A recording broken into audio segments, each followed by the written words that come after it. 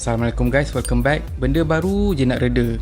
Dah timbul lagi sekali pula isu berkaitan dengan JNT. Kalau last month kita disajikan dengan kisah pasal pekerja JNT baling barang, untuk bulan ni kisah dia lain tapi masih lagi berkaitan dengan pekerja. Kisahnya seorang rider JNT iaitu Nur Azirah berkongsi kisah dia yang baru je menjadi rider untuk JNT dengan penghantaran parcel lebih kurang dalam 100 ke atas setiap hari, yang mana menurut Nur Azirah kadang-kadang tu dia terpaksa bekerja sampai lewat malam dan juga terpaksa sambung balik kerja dia keesokan harinya untuk penuhkan tugasan-tugasan yang dah pun diberikan oleh majikan. Jadi kisahnya timbullah masalah. Kalau tak timbul masalah, tak adalah aku bercerita kat sini, je tak?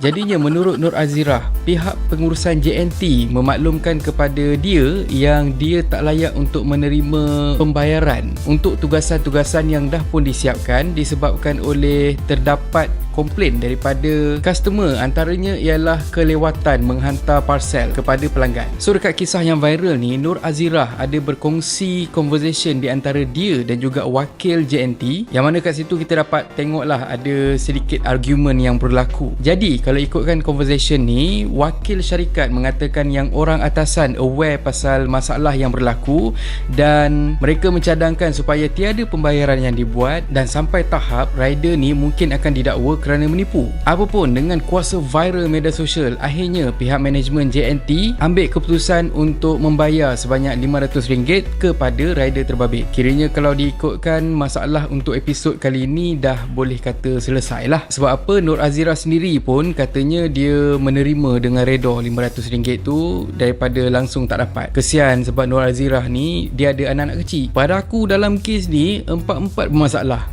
Empat-empat. Siapa empat-empat tu? Yang pertama, of course lah rider. Sebab apa, kalau 2-3 komplain tu mungkin kita boleh consider lagi lah. Tapi kalau kata dah sampai ke 17 komplain, maksudnya mungkin ada something wrong dekat situ. Dan kalau ikutkan andaian aku, diulangi andaian, A-N-D-A-I-A-N, andaian, kepada 2-3 orang pembaris yang duduk tengok video ni, pergi check dulu apa maksud andaian. Yang lain semua stay, relax, sebab aku tahu korang faham. Andaian aku ni mungkin 100% langsung tak betul. Sebab macam yang kita tahu, JNT ni dia ada kuota ataupun minimum target dia untuk rider start dapat commission. Kalau tak silap aku, 1000 parcel ke atas macam tu lah lebih kurang, barulah commission dia akan start dikira. Jadi kemungkinan besar disebabkan nak reach target, rider ni terpaksa ambil parcel yang banyak dan juga kuota tu dia dah setkan setiap hari dia kena hantar lebih daripada 100 supaya lagi cepat untuk dia menikmati commission. Itu andaian sahaja. Yang kedua bermasalah, of course lah, management. Aku tak faham sebenarnya, sebab kita dah lebih setahun dah kita menghadap pandemik ni. Kesan utama untuk pandemik ni adalah kewangan. Jadinya kenapa pihak management seolah-olah sentiasa mencucuk pekerja-pekerja bawahan dia dengan isu pembayaran. Benda yang berkaitan dengan duit sekarang ni sangat-sangat sensitif. Jadinya dekat sini aku nampak macam masalah tu sebenarnya berpunca daripada orang-orang atasan. Tapi benda macam ni aku tak nak sentuh, sebab kalau kau banyak dapat komplain, maksudnya sekarang ni memang management kau ataupun syarikat kau memang ada bermasalah. Kalau kita tengok contoh sekarang ni, kalau rider buat hal pandai, dia potong gaji. Ni masalahnya beribu orang yang komplain pasal kau punya servis. Kau tak hati-hati nak potong di sendiri ke? Masuk aku gaji. Yang ketiga yang bermasalah ialah orang yang manage ataupun yang berurusan dengan rider ni, atau dengan kata lain wakil syarikat. Sebenarnya dekat takut ni pun memang sebenarnya sangat bermasalah dah. Engkau keras sangat, engkau terlalu tegas. Bukan tak boleh tegas, boleh, tak ada masalah. Engkau nak defend company, boleh, tak ada masalah. Tapi kau kena faham, kau berdepan dengan manusia. Tambah pula sekarang ni dengan faktor pandemik yang efek kita punya income. Engkau pula boleh provoke orang sampai orang tu trigger. Dia sama je macam kes yang viral baru-baru ni, yang mana ada netizen komplain polis dan juga tentera tak buat kerja betul-betul, tak jaga sekatan jalan raya merentas negeri dengan baik, yang mana bila pihak berkuasa betul-betul buat kerja, korang tengok jam dia macam mana. That's why dia kena ada human touch, dia kena tolerate. Dan end of the day, yang macam kita tengok sekarang ni, kita sendiri juga yang susah. Yang aku nampak sekarang ni, bila kau argue dengan staff kau, dengan rider tu dekat message, itu dah tunjukkan dah yang kau ni sebenarnya tak professional. Benda macam ni aku nampak something wrong. Sepatutnya kau sort out benda ni professionally. kalau kata dia bermasalah, kalau kata dia menipu kamu semua ke, pergi ke balai buat report. Itu pun kalau kata kau memang usaha untuk cari dia tak datang kerja, kau tak dapat nak face to face dengan dia. That's the last method yang kau boleh buat. Sebab macam kau cakap, kata rider tu menipu. Kalau betul menipu, pergi je lah report polis. Bawa sekali bukti-bukti semua, dah settle. Pada aku, wakil syarikat ni dia kasar lah. Dia bukan kasar dari segi macam dia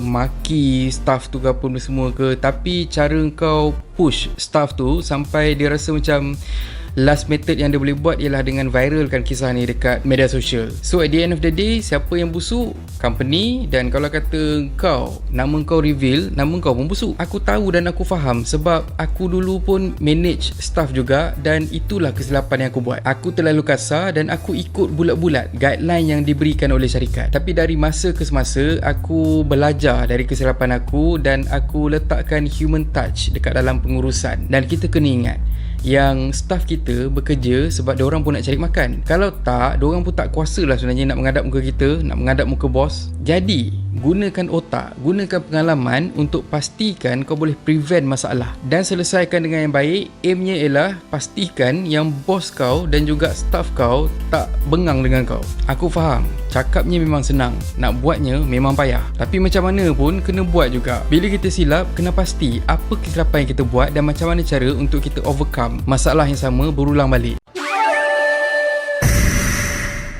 Yang pertama, aku nampak benda ni lebih kepada degil masing-masing lah. Yang atas, dia nak tekan untuk dapatkan duit. Yang tengah-tengah ni pula terpaksa tekan staff sebab yang atas dah tekan. Yang rider pula terpaksa untuk paksa diri bawa pasal berlebihan, buat kerja lebih untuk dapat income yang lebih. Jadi, bila masing-masing kepala lain, inilah yang jadi. Akhirnya, ibarat sungai besar, sampan tak hanyut-hanyut. Maksudnya, masing-masing buat kerja tak sampai maksud. Apapun, aku rasa untuk zaman sekarang ni, business style Chinaman dah tak relevan lagi dah. Elok tengok company sebagai contoh macam Facebook, macam Google, yang mana dia bagi kebebasan untuk bekerja satu dekat mana-mana pun, dan tak ada masalah budaya menekan pekerja sebab masing-masing tahu dah hala tuju masing-masing. Efek dia yang kita nampak ialah company semakin besar dan staff-staff pun sedap bekerja. Pada aku, pihak JNT memang patut ambil tindakan sebab kalau dah sampai 17 komplain, there must be something wrong. Tapi dalam masa yang sama, aku tak setuju dengan keputusan diorang untuk langsung tak bagi duit commission sebab orang kerja pun nak lelah weh. Kurang-kurang kau gantung ke, ataupun mungkin kau tamatkan kontrak ke apa ke, tapi hasil orang penat lelah bekerja tu kau tak boleh potong sesuka hati. Kalau kata Nur Azira tu buat komplain dekat pejabat buruh, kau tunggu je lah saman. Dan kita doakanlah semoga Nur Azira dapat rezeki yang lebih baik di tempat lain, insya-Allah. Dan akhir kata pepantun, gunung tahan nama diberi, tempat bermain sang puteri.